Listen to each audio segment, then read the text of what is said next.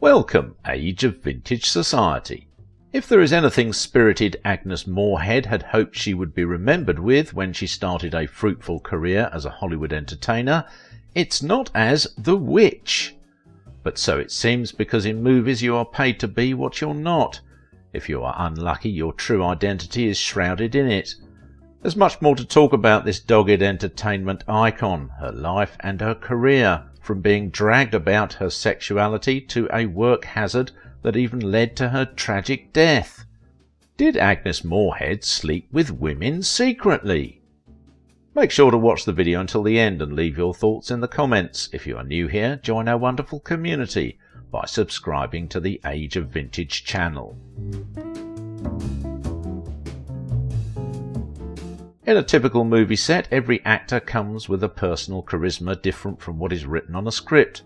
While some hit the mark by doing very little, others labour so hard with much determination. Agnes Moorehead is one movie sensation that critics agree had to go through a career and lifestyle filled with mixed emotions for some reasons.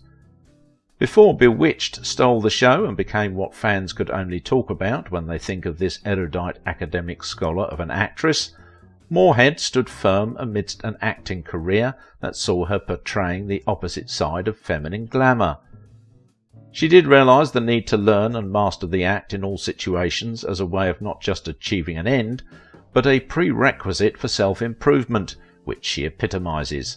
As such, was more focused on a life and career that she believed in rather than getting discouraged by opinions.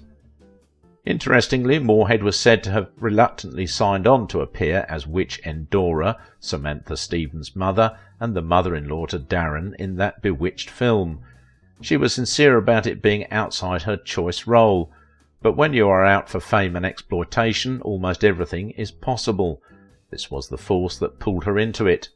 After such an elaborate background in radio and stage productions and in films, this same movie ironically became her loudest voice in history.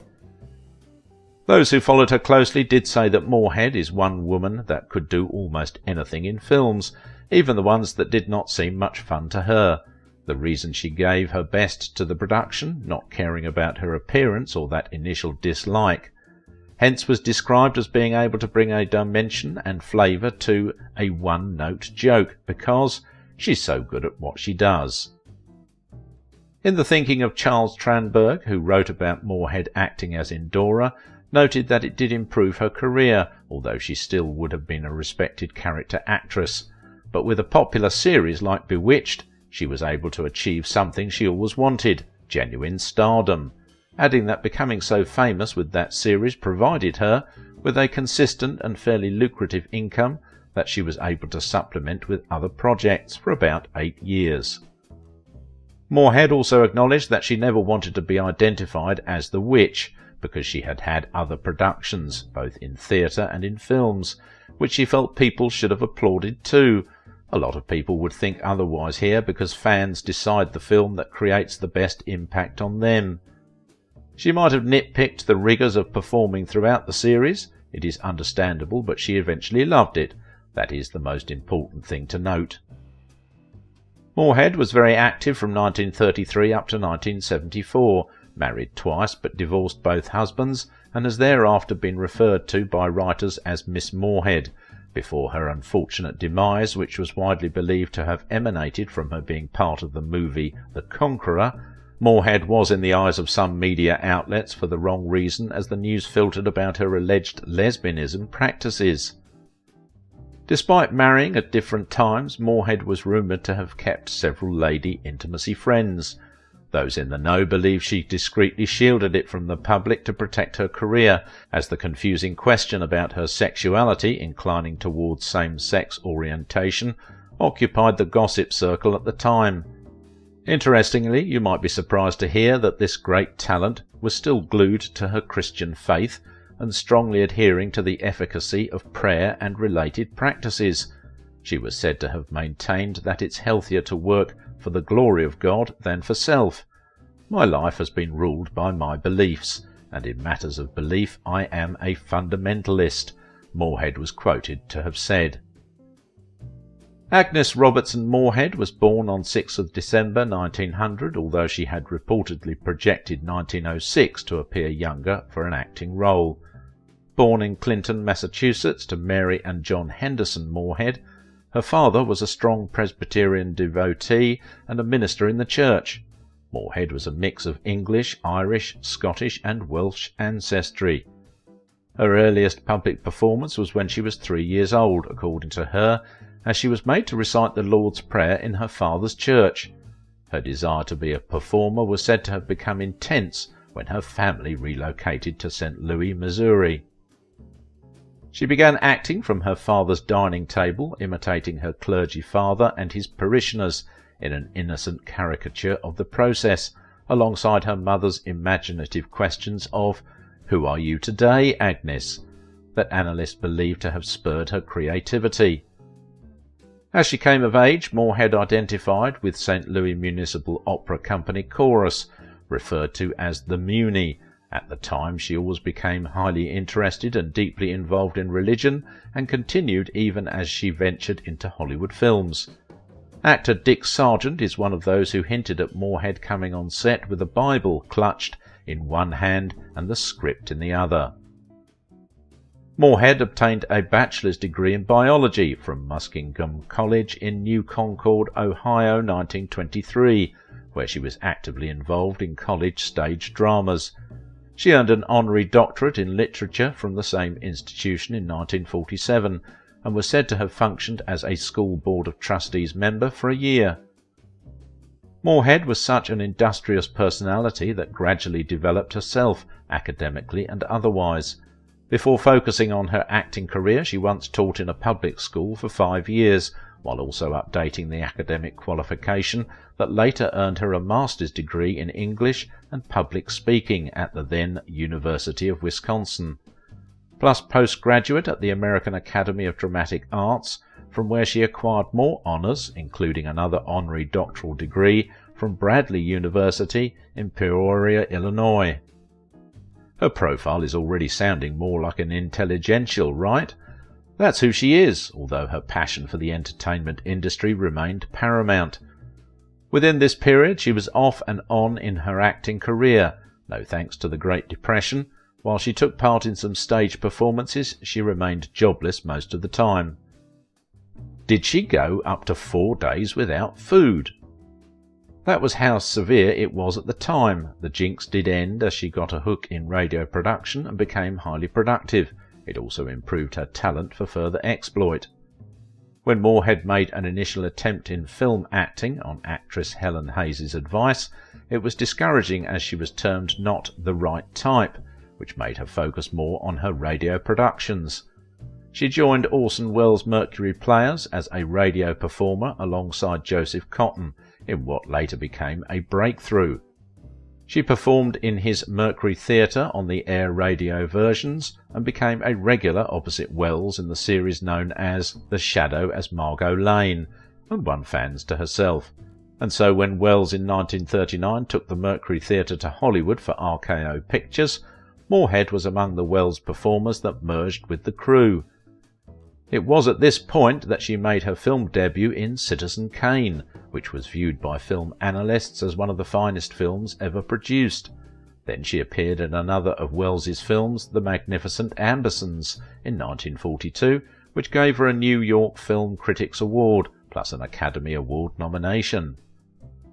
She continued appearing in films and putting in her best with the excellent reviews from Mrs. Parkington in 1944, and the Golden Globe Award for Best Supporting Actress, plus an Academy Award nomination. Moorehead was established as a name in the industry. Soon Moorehead was engaged by Metro-Goldwyn-Mayer as a contract player, while still doing her radio performances, which was a deviation from MGM, which did not allow their performers to appear on radio at the time. It was indeed a busy era for this talented icon as she kept her pace in providing classical entertainment, not forgetting also her matronly housekeeper role as Mrs. Mullet in the Mutual Broadcasting System's The Adventures of Leonidas Witherall between 1943 and 1944. It was, however, not surprising when she objected to the idea of being popular after appearing on the Bewitched production in 1964, despite receiving 6 Emmy Award nominations thereafter, although she didn't believe that it would be highly rated, as it later turns out, so she felt trapped by its success. She was said to have negotiated to appear in just 8 of every 12 episodes, so she could have time to pursue other projects, and had viewed some aspects of the Bewitched script as below standard, hence had dismissed many of them. The film itself stayed among the top 10 programmes for the first few years that it aired. Moorehead was said to have granted an interview where she expressed gratefulness for her years in radio production. She was said to have applauded the importance of radio skills in an acting career as being overlooked by many. "You had to work to make the audience visualise you," she had said. Outside the entertainment arena, Moorehead had a somewhat complicated personal life. Although she kept secret most of her outings from the media, her 2 marriages, however, got some attention. She was accused of being involved in same-sex female romances, and so she was very conscious of it in all her doings. Moorehead was married to her first husband, actor John Griffith Lee, in 1930. The union hit the rock in 1952, as they got divorced after adopting a boy identified as Sean. The circumstances surrounding the said adoption remain sketchy, though. 2 years after, she married another actor, Robert Gist, in 1954. She was reported to have met Gist while doing her role in the Stratton Story of 1949. Gist, who later became a TV director, played a minor role in the film. The same divorce fate met the union shortly after, and they were officially divorced 4 years later, precisely on the 11th of March 1958. But more disquieting about her love life is the confusion shrouding her sexuality, with a lot of gossip and theories in the informal media at the time, insinuating that she was in the same-sex union with other women. In his view, Moorehead's co-star on Bewitched, Paul Lynde, noted that "the whole world knows Agnes was into women. I mean, classy as hell." Lynde thinks that Moorehead and Debbie Reynolds were in a romantic relationship, claiming that she is among Hollywood lesbians of all time. A related report, also linked to Lynde, opined that when Moorehead caught one of her husbands cheating on her, she had screamed at him that if he could have a mistress, so could she. Debbie Reynolds later dismissed the rumours being peddled by Lynde, describing her as one who did not understand the meaning of the word lesbian. Although Reynolds is Moorehead's closest pal, she had argued that Moorehead was not a lesbian, as seen in her memoir, where she declared that the whole theory began as a rumour started maliciously by one of Moorehead's ex-husbands at the time of their divorce. Another fellow who gave a contrary voice to the argument is Moorehead's longtime associate and producer Paul Gregory, because he agrees with Reynolds' observation, including also Quint Benedetti, who was Moorehead's homosexual employee who did not think she was attracted to women and had blamed Paul Lynde's recurrent gossiping as the cause of the confusion. But critics think that the threat by Reynolds to sue her ex-husband, Eddie Fisher, if he decides to write about her friendship with Moorehead in his autobiography is another lead to the truth. Lynde had specifically pointed out that Moorehead turned a bit puritanical as she gets older, having overheard actor and director Jerry Paris saying she was more unconcerned about the earliest part of her Hollywood career, frolicking with several intimate lady friends. During the production of The Conqueror, actor Lee Van Cleef said he understood that Moorehead had a crush on co-star Susan Hayward, who was 12 years younger, although she had disguised it as sisterly affection, as such went about it boldly. One more witness who gave credence to the allegation against Moorehead is Elsa Lanchester, whose homosexual husband Charles Lawton travels around with Moorehead in Don Juan in Hell. She noted that Moorehead always had a love affair with other women, but was particularly conscious about it. While studios in their usual tradition portray her as an ideal housewife and mother, a section of the media did not think so. Since it was somewhat forbidden at the time, the gossip however started and ended within the showbiz family. Declaring her status open would not have been easy, and has never been easy for her kind in the industry at the time. It probably would have ended her career. Thankfully it did not. Did Moorehead acknowledge her same-sex orientation? Perhaps yes, and was said to have also identified several other Hollywood actresses who she said enjoyed some form of freedom at the time. Around April 1974, Moorehead became seriously under the weather and was welcomed to the Mayo Clinic Hospital in Rochester, Minnesota, so she can treat terminal cancer. An early report suggests that she was optimistic that she would make it alive, according to Reynolds. But it does appear as if she did accept her fate when she was said to have asked Reynolds to pray for her. A few days later, news of her demise went around as expected.